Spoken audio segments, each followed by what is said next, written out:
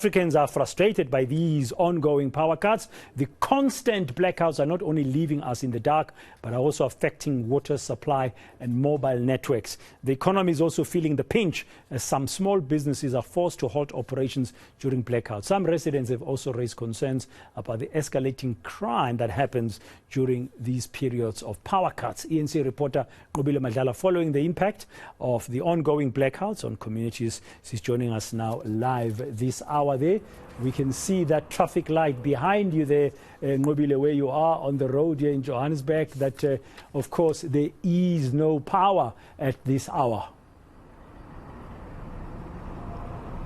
Well, indeed, Bredan, I'm just going to show you. So you can imagine being in this traffic lights. It must be very frustrating to then do that stop and go. But quite a number of people have been here.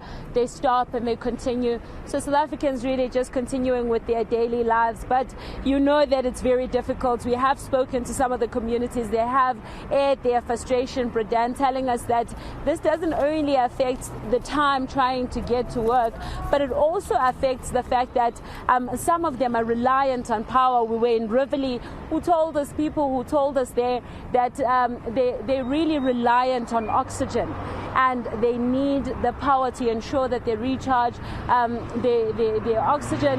And so these things don't only affect them in just trying to get to work or trying to get to any shop, but it does affect them in their own spaces when they are home. One lady said she's asthmatic and now she has to go outside and make a fire, and this affects her because it makes her chest tight.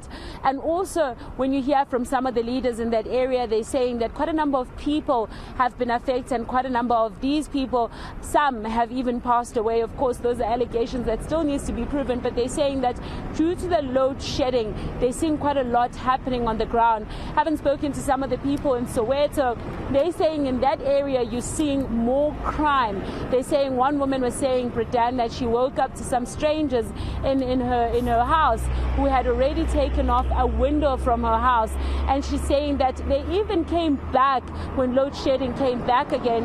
They came back to return to the same house. So she felt so unsafe that she now had to install bars around her windows as well as around her house. But if you can just think about that a lot of people are now having that anxiety. What will happen? How will they sleep? Will it be okay? A lot of them are just going through quite a rough time. Yeah, this is on top of the other pressures that they are concerned about besides safety and security. I mean, local businesses on the ground, people taking a big knock, because if you are in the refrigeration business and you don't have a generator, you're in trouble. If you have a generator, you're spending more on diesel.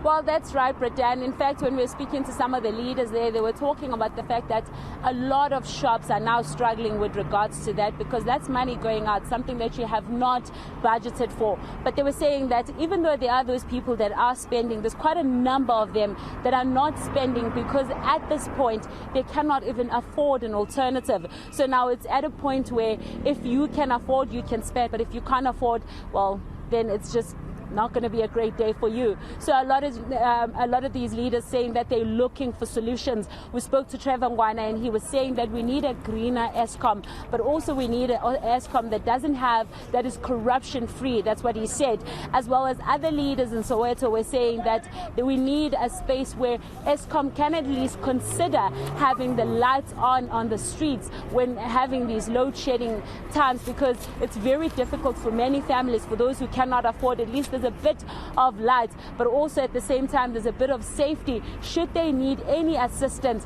you can at least find these houses, because some areas can be pitch dark.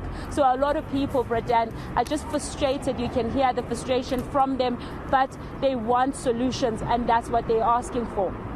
Yeah, we're going to have to wait for those solutions. Seemingly going to take quite some time with the new agreement signed today of the 3 new wind power projects by government. Thank you very much, Nqobile Madlala, there, up and about on the roads as we check the impact on the ground of the ongoing power cuts. I think it's still stage 5 at this stage of load shedding. We don't know if it will be changed over the next few days. You're watching today on eNCA.